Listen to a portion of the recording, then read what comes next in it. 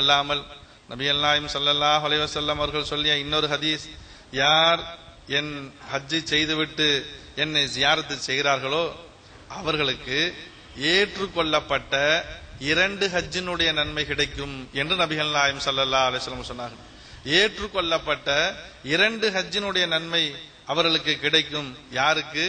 என்னை ஜியாரத்து செய்தவர்களுக்கு என்று நபிகள் நாயகம் ஸல்லல்லாஹு அலைஹி வஸல்லம் அவர்கள் சொல்கிறார்கள். அப்படிப்பட்ட பெருமானாரை சந்திப்பதற்காக ஹாஜிகள் செல்கிறார்கள். அவ்வாறு செல்லும் பொழுது, மதீனாவை நெருங்கும் பொழுது நாம் யாரை சந்திக்க போகிறோம்? நாம் அல்லாஹ்வுடைய ஹபீபை சந்திக்க போகிறோம்.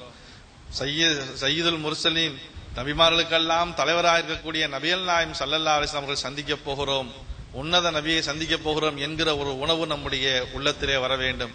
மதீனாவை நெருங்க நெருங்க நெருங்க ஸலவாத்துக்களை அதிகமாக சொல்லிக் கொண்டிருக்க வேண்டும். கண்ட பேச்சுக்களை பேசிக் கொண்டிருக்க கூடாது.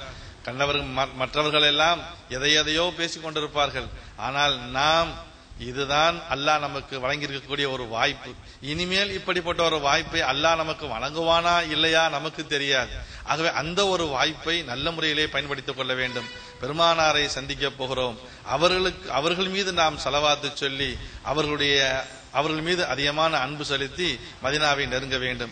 மதீனாவுடைய கட்டடங்கள், மதீனாவுடைய மரங்கள் நமக்கு தெரிய ஆரம்பித்து விட்டது என்று சொன்னால் இன்னும் ஸலவாத்துக்களை அதிகமாக சொல்லிக் கொள்ள வேண்டும்.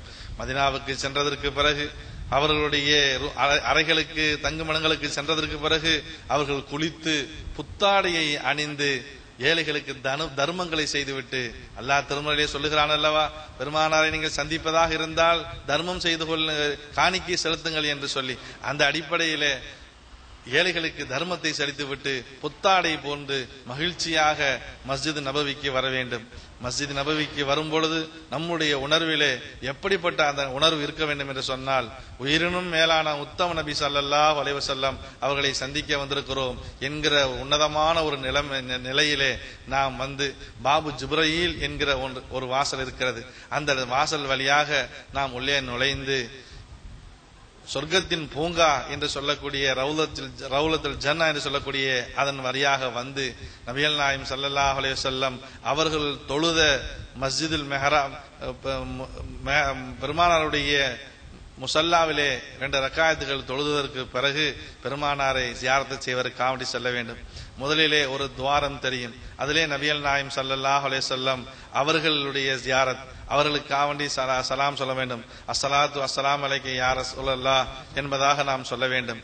எப்படிப்பட்ட சலாம் சொல்ல வேண்டும்? பெருமானார் நமக்கு பதில் சொல்லுகிறார்கள் என்கிற அடிப்படையிலே சொல்ல வேண்டும். எத்தனையோ மகான்களுக்கு, அஹ்மது கபீர் ரிஃபாய் பெருந்தகை அவர்களுக்கு பெருமானார் சொன்ன பதில் சலாம் கேட்டு இருக்கிறது. யா ரசூலல்லாஹ், நான் என்னுடைய நாட்டிலே இருக்கும் பொழுது என்னுடைய ரூஹை அனுப்பி வைத்தேன், இப்போது நானே வந்திருக்கிறேன் யா ரசூலல்லாஹ் என்ற சலாம் சொன்னார்கள். பதில் சலாம் அவர்களுக்கு கேட்டது என்பதாக சொல்லுகிறார்கள். பெருமானாருக்கு சலாம் சொல்லியதற்கு பிறகு அவர்கள் பதில் சலாம் நம்மளுக்கு சொல்லுகிறார்கள். நமக்குத்தான் கேட்கக்கூடிய தன்மை இல்லை, பதில் சலாம் சொல்லுகிறார்கள். எப்படிப்பட்ட சலாம்! பெருமானாருடைய சலாம் எப்படிப்பட்ட சலாம் தெரியுமா? பெருமானார் ரசூல் கரீம் ஸல்லல்லாஹு அலைஹி வஸல்லம் அவர்கள் ஒரு சஹாபியை சந்திப்பதற்காக அவருடைய வீட்டுக்கு செல்கிறார்கள். அஸ்ஸலாமு அலைக்கும் என்று சொல்கிறார்கள். உள்ளிருந்து ஒரு சப்தமும் இல்லை. 2வது முறை அஸ்ஸலாமு அலைக்கும், ஒரு சப்தமும் இல்லை. 3வது முறை அஸ்ஸலாமு அலைக்கும் என்று சொல்கிறார்கள். 3 முறை ஒரு வீட்டிற்கு சென்று சலாம் சொல்ல வேண்டும். பதில் இல்லை என்று சொன்னால் நாம் திரும்பிவிட வேண்டும். அதுதான் நமக்கும் சொல்லித் தரப்பட்ட அறிவுரை. அந்த அடிப்படையிலே பெருமானார் திரும்ப முற்படும் பொழுது உள்ளே இருந்து ஓடோடி வருகிறார் உள்ளே இருந்த சஹாபி. யா ரசூலல்லாஹ், நான் இதோ இருக்கிறேன் என்று கதவை திறக்கிறார். ஏன், நான் 3 தடவை சலாம் சொல்லியும் நீங்கள் பதில் சொல்லவில்லையே என்று சொன்னபோது, இல்லை யா ரசூலல்லாஹ், நீங்கள் சொல்லிய சலாமுக்கு நான் பதில் சொன்னேன். ஒரு முறை மட்டும் நீங்கள் சலாம் சொன்னால் ஒரு தடவையோடு நிறுத்திக் கொள்வீர்களே, இன்னும் சலாம், உங்களுடைய சலாம் சொல்லிக்கொண்டே இருந்தால் வலைக்கும் சலாம், வலைக்கும் சலாம். உங்களுடைய சலாம் யாருடைய சலாம்? ஒரு நபியினுடைய சலாம். ஆகவே உங்களுடைய சலாம் என் மீது சாந்தியும் சமாதானமும் உங்கள் மீது உண்டாகட்டும் என்று நீங்கள் சொல்லுவது என்பது சாதாரணமான ஒன்றா? ஆகவே இன்னும் எத்துணை முறை வேண்டுமானால் நீங்கள் சலாம் சொல்லிக்கொண்டே இருக்க வேண்டும் என்பதற்காக வேண்டி நான் மெதுவாக பதில் சொன்னேன் யா ரசூலல்லாஹ் என்று சொன்னார்கள் என்று சொன்னால், அப்படிப்பட்ட ஒரு பதில் பெருமானாரிடத்திலிருந்து நமக்கு வருகிறது, நிச்சயம் வருகிறது. அந்த முறையிலே பெருமானார் ரசூலை கரீம் ஸல்லல்லாஹு அலைஹி வஸல்லம் சலாம் சொல்ல வேண்டும். அதற்கு பிறகு ஒரு முலம் முன்னால் சென்று அபூபக்கர் சித்தீக் ரலியல்லாஹு தஆலா அவர்களுக்கு சலாம் சொல்ல வேண்டும். அபூபக்கர் சித்தீக் ரலியல்லாஹு தஆலா அவர்கள் எப்படிப்பட்டவர்கள்? பெருமானாருடைய நெருக்கமான ஒரு தோழர். பெருமானாரே அபூபக்கர் ரலியல்லாஹு தஆலா அவர்களை பார்த்து என்ன சொன்னார்கள்? நான் எனக்கு உதவி செய்த எல்லோருக்கும் கைமாறு செய்து விட்டேன், அபூபக்கரை தவிர என்னால் அவர்களுக்கு கைமாறு செய்ய முடியாது, மறுமையில்தான் அவர்களுக்கு கைமாறு செய்ய முடியும் என்று பெருமானார் சொன்னார்களே. அப்படிப்பட்ட உன்னதமான தோழர் அபூபக்கர் சித்தீக் ரலியல்லாஹு தஆலா அவர்கள் பெருமானாரிடத்தில் அடங்கிய சரித்திரம் தெரியுமா? பெருமானார் ரசூலை கரீம் ஸல்லல்லாஹு அலைஹி வஸல்லம் அவர்கள் அனுமதி தந்தால்தான் என்னை அடக்க வேண்டும் என்பதாக வசியத்து செய்திருந்தார்கள். அலி ரலியல்லாஹு தஆலா அவர்களை அழைத்து மரண நேரத்திலே, அலியே, எந்த கரம் பெருமானாரை குளிப்பாட்டியதோ அந்த கரமாகிய உங்கள் கரம்தான் என்னை குளிப்பாட்ட வேண்டும். என்னை குளிப்பாட்டியதற்கு பிறகு என்னுடைய ஜனாசாவை பெருமானாருடைய ரவுலா ஷரீஃபுக்கு வெளியிலே கொண்டு போய் வையுங்கள். வைத்து நீங்கள் சொல்ல வேண்டும், யா ரசூலல்லாஹ், உங்களுடைய நெருக்கமான தோழர், உயிரினும் மேலான தோழர் அபூபக்கர் வந்திருக்கிறார், உங்களுக்கு பக்கத்திலே அடங்குவதற்கு விரும்புகிறார் என்று நீங்கள் சொல்லுங்கள். உள்ளே இருந்து அடக்குங்கள் என்று சொன்னால் என்னை அடக்குங்கள், இல்லை என்று சொன்னால் எல்லா மனிதர்களும் அடக்கக்கூடிய ஜன்னத்துல் பக்கீலே கொண்டு போய் அடக்கம் செய்யுங்கள் என்று வசியத்து செய்துவிட்டு மரணித்தார்கள் அபூபக்கர் சித்தீக் ரலியல்லாஹு தஆலா அவர்கள். அலி ரலியல்லாஹு தஆலா சொன்னார்கள், அவர்களுடைய வசியத்தின் பிரகாரமே நானே குளிப்பாட்டினேன், ஜனாசாவை நானே முன்னின்று எல்லோரும் தூக்கி கொண்டு வந்து பெருமானாருடைய ரவுலாவுக்கு வெளியிலே வைத்திருந்தோம். கதவு மூடி இருந்தது.